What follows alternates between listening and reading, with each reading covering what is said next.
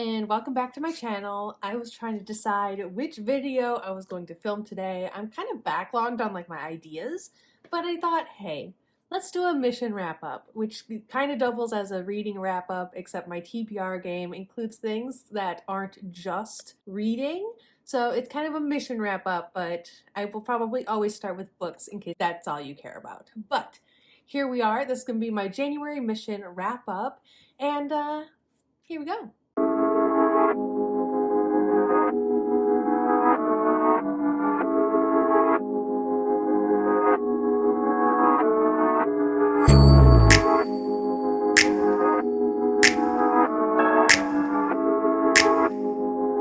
Okay, so if you don't know what my Naruto TBR game is, I will link all the resources down below, including the announcement video and the video for January, which this is for.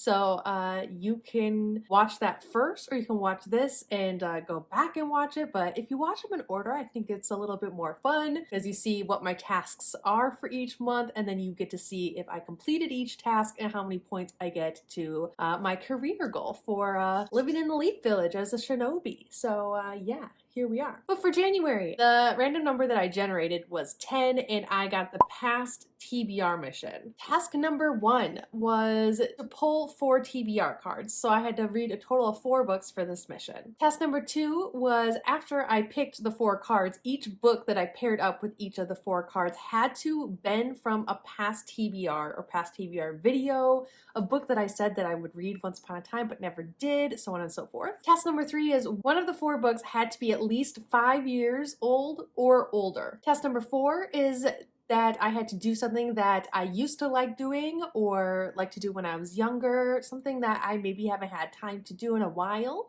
And the last task was self-care. Whatever that means to me, that was one of my tasks. To just have a self-care day, night, task, that sort of thing. I do have a vlog up that is the end of January, and it kind of goes through me, spoiler alert, finishing my TBR mission for January. But it was hectic. I cheated, but I didn't cheat. And if you want to figure out what that's all about, just watch the vlog. And because this was an A-ranked mission, I'm getting 40 points. I'm getting 40 points. 40. I am well on my way to becoming whatever I want to become. That announcement video hasn't posted yet and probably won't until mid-year.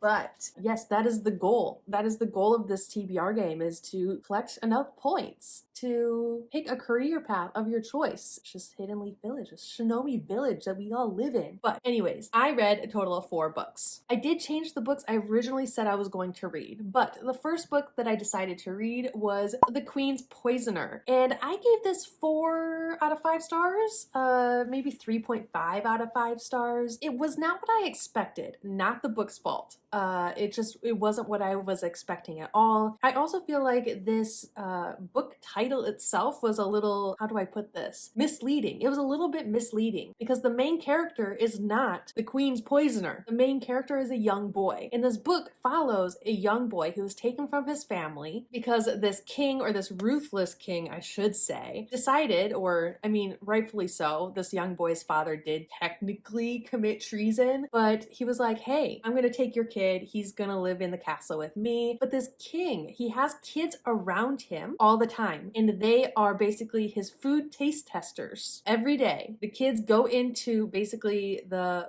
banquet hall or wherever they eat, and they eat food off of all these trays, and then the king then knows which food he is okay to eat because the children live. So this boy is taken into this castle and basically becomes the king's taste tester with all these other small children. But like I said, the book is not about the Queen's Poisoner. Yes, the Queen's Poisoner is in the book, but it's a side character. It is not a main character, and the Queen's Poisoner themselves doesn't show up for a good part of the book because the book isn't about them. So there's that. But I had a few issues with this book because the main character himself, he's a young boy, but half the time his inner monologue and the vocabulary or verbiage or just the way he carries himself, it almost feels like he's a teenager, but he's a young child. He's a young child just taken from his mother, and it felt odd. At some points it felt like I was reading a YA fantasy, or some of it was almost like an epic fantasy, like. But then there was a small child, which made it feel like a middle grade, but the child seemed much older than he was supposed to be. It just rubbed me the wrong way. There was just some things where I was like, I don't understand. With the main character Owen being 8, I think he's supposed to be 8, but seeming much older. Like, if no one told me that this boy was 8, I would assume that he was at least 15 or 16 half the time. There's like little things where I'm just like, oh, like the way people talk to Owen and how some of the characters talk to each other, it seemed forced, it seemed unbalanced, and it made like the character relationships or the way they interacted with each other just felt really off for some reason. After I moved past the fact that Owen is indeed 8 and moved past the fact this book is not what I thought it was going to be, because like I said, the title of the book is very misleading. It really is. It's misleading. I started to like the book. I think I'm okay to like go on with the rest of the series. And I did recently find out that the next book in the series, the boy, Owen, the book is set 7 years in the future. There's a 7-year time gap, which I'm actually really excited about. I'm ready to see Owen older. That would make him about 15 or 16.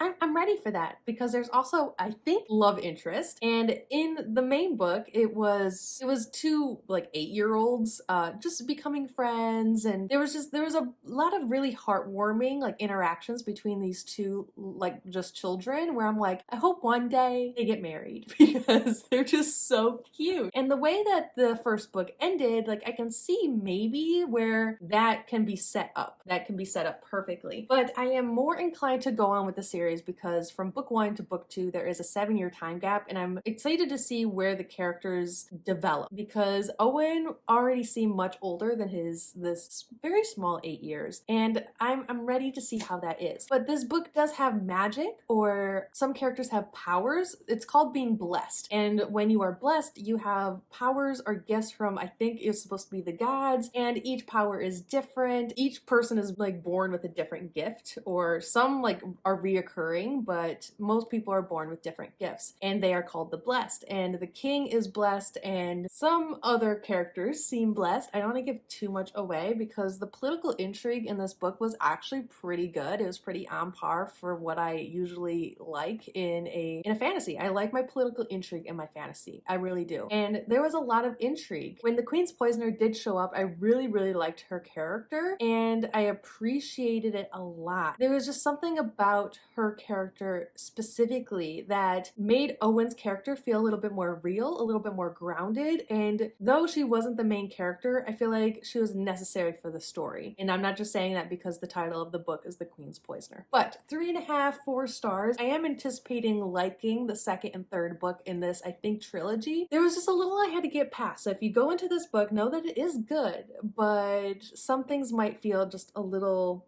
off. Okay, the next book that I read was Throne of Glass by Sarah J. Maas, and this was a reread for me. I have read the first 2 books and now kind of the first 3 books if you include the novella bind-up, The Assassin's Blade. But I wanted to reread the first and second book before I went on with the series finally. This is one of those books where people either love it or they hate it. And I have a specific review up of this book on my channel. It's older, but I will link it down below because this book is very hyped up, so I won't go too much into it, but it does follow a assassin who was caught and then imprisoned, and then she is brought to the kingdom or castle to become the king's champion. And if she wins, she is basically put into servitude for like 5 years or something like that. And then after those 5 years, she'll become free. But yes, there's a lot in this book, and it was a 5-star for me the first time, and I'm gonna say it again. It was a 5-star for me the second time as well. I'm one of those people that really likes this book. That's what can I say? I like this book. There's something about Selena, which that's where most people dislike the book, is Selena herself, but I really like Selena. So there's just something about her character where she's rough around the edges. She is full of herself. She is just witty and sarcastic and negative. There's just something about her character that I really liked. But like I said, I'm not going to go too much into this book because it's so popular, but I really enjoyed the second read, and now that I know kind of going forward what to expect with the book, I was finding like little snippets that I missed the first time, that if I would have caught those little things the first time, I would have realized what was happening or going to happen in the third book, because I've only read about 60 pages of the third book. And I was like, what is going on? Because it almost felt like an entirely different series. And it threw me off. So I put it down, never picked it back up, hence my reread. But I loved finding the little snippets in the first book that now that I know what's going to happen a little bit, like I'm not spoiled for the series or anything, but I kind of know what's going to happen. It was fun seeing the little seeds that Sarah J. Maas planted in the first book. It's kind of artistry, to be completely honest. Like, good for her. Yes, 5 stars again. And on to the next one. I read Fullmetal Alchemist Volume 2. Everyone knows that this is my favorite anime, and I've never completed the manga, so I decided to read the manga. I am collecting the Full Metal edition slowly but surely. This one was gifted to me by Noria from Noria Reads, and I love her to death, but I read Volume 2, and you know, to be completely honest with you, Volume 2 has the small story arc of, I'm just gonna say it has the Nina Alexander story arc where everyone's always been really just not okay with the story arc, and I don't mind it. Like, it does what it needs to do for the story, and it doesn't bother me as much as it bothers other people. Like, other people like bawl their eyes out. There's another scene in Fullmetal Alchemist that it's the scene that actually tears me apart. But this scene, if you know, you know, it doesn't tear me apart like it does most people. And it did the first time, but every time after that, I was just like, eh. But yeah, people still talk about it. There's memes all over the place for this scene. But I really love Hiromu Arakawa's storytelling, her art style. There's just something so complex about her stories and her plots and her characters. Like, there's so much to each and every aspect of her manga. And I know the anime. I know both anime, frontwards and backwards. I know that anime more than I know about anything else in my life. I know that anime. And so going through the manga for the first time is really special to me, because Fullmetal Alchemist has such just a huge chunk of my heart. My cats are named after Fullmetal Alchemist characters, for God's sake. There's something about the story where I'm like, yes, this is it. You cannot get better than Fullmetal Alchemist. You just can't. And I will die on that hill. It is the hill I shall die on. There is no better story than Fullmetal Alchemist. And there we are. 5 stars. The last book that I read was The Elementalist, The Rise of Hara, depending on how you say it or your accent. But this is by T.M. White. She is a Black debut author, and there was a lot of this book. This is a big book. I would almost consider it a tome. Like, it was 560 pages. It was almost 600 pages. There was a lot to it. It had this like fun sci-fi fantasy like mesh. Like, she kind of meshed the two genres together. Like, it's a fantasy, but it's also a sci-fi, and it feels historical. Like, she meshed all these genres together, and like, though it was a lot, though it was dense, though it was info dumpy, it was good. Like, it was good. There are some aspects of this book that I didn't like. The main character, I wish she wasn't the main character. I wish she was someone else, because she drives me absolutely bonkers. Like, I cannot stand her. What kept me going through this book, where I feel like maybe I would have DNF'd it if it wasn't for one of the side characters, who I can see becoming a main character in later books, because I think this is going to be a trilogy if I'm not mistaken. But there's just something about our main character. Her name is Voy, and in this world that she lives in, she has what you would call an elemental power. She is an elementalist, except the government, or like society she lives in, when you are deemed an elementalist from a young age, they start getting you addicted to this drug to suppress those powers. And so when you become old enough, when your powers reach adulthood, maybe not you, I think in the book it mentioned like 25 or 26, the medication no longer works, and the individual doesn't know how to manage the powers, and so they become mentally ill. Like, they kind of go insane, and so the government puts them into asylums. They put them into mental institutions for the rest of their lives. But the government comes up to Voy, who is a pilot of what they call a flimsy, which is like a flimsy plane, and they're like, we want you to spy for us. We want you to fly aircrafts into enemy territory for us, and if you do that, we'll give you the cure. Except the cure is just them teaching teaching her how to manage her powers, which is like, they could be doing this for everyone, but instead this government or this society gets their elementalists addicted to a drug, and when it no longer works, when their powers become too much, it drives them literally insane, and so they are put into mental institutions. But there's a way out of that. It was just teaching them how to manage their powers, how to live a normal life with these powers. But this government agency or this like secret society or whatever they are only helps those who could help them. So if your power's not strong enough, they don't care about you. But Voy is just her character herself. She's just so back and forth. She can't decide. She likes this guy. No, she likes this guy. She doesn't like that guy. She doesn't like that guy. She wants help, but she doesn't want it that way. She wants help a certain way. She wants someone to take care of her. She wants someone to teach her. She wants someone to tell her what she needs to do. But when someone tells her what to do, she gets bent out of shape. And there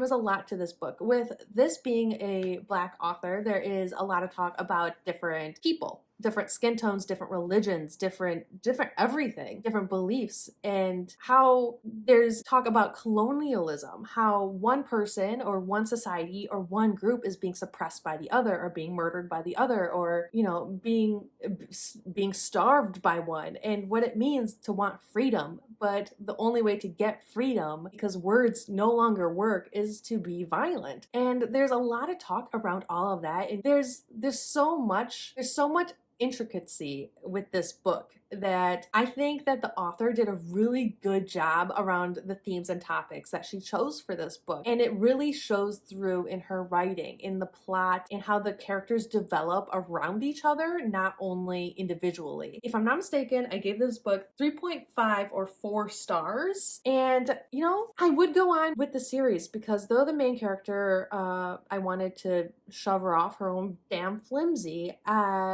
she kind of grew on me, though I can see where certain aspects of the plot in the next book, whenever it may come out, might not sit well with me. I can appreciate this book and the characters for what and who they are, but these are the 4 books that I read, and that was task 1. Task 2 was all 4 books had to be on a past TBR. Guess what? All 4 of these books were on a past TBR. I don't have any problem finding books that I said that I would have read in the past, because there's so many books. Almost every book I own, I have said once upon a time, I will read this. Joke's on all of us. Task number 3 is one of the 4 books had to be at least 5 years old. The Queen's Poisoner is 5 years old. Fullmetal Alchemist Volume 2 is over 5 years old. Throne of Glass? I feel like that's 5 years old, or roughly, but only one had to be, so I'm safe either way. Task number 4, do something that you used to like doing either in the past or when you were younger. I drew. I got out my tablet and I drew. Is it only a sketch? Yes, it is, but I did it. I drew a picture. Here it is. And task number 5 was self-care, and there was a couple nights that I did a self-care night. I cooked something nice, or I got Uber Eats because I was too lazy, and that's self-care, and took a bath and watched Netflix, or actually read a book, and just doing really nice things. I had my heater on, so I was, you know, cozy, like wrapped up in my blanket, so on and so forth. So there was plenty of days that I did some self-care for myself in January. I should get around to doing some self-care for me in February, but that's debatable. Here we are. I'm cooking myself something nice tonight, so. But that is my mission wrap-up for January. I am going to be filming my February one, even though it's only February 8th. If I'm not mistaken, I'm done. I think I am done with my February TBR. Yes, I am done with my February TBR, which means that I can mood read. I can mood read for the rest of the month. Look at me, doing myself favors. That right there is self-care. But I will see you guys all later, but you will be seeing my February mission wrap-up, Naruto mission wrap-up, sooner than I was expecting. So yes, please like, comment, and subscribe down below if you haven't already, and I'll see you guys all next time. I love. Bye.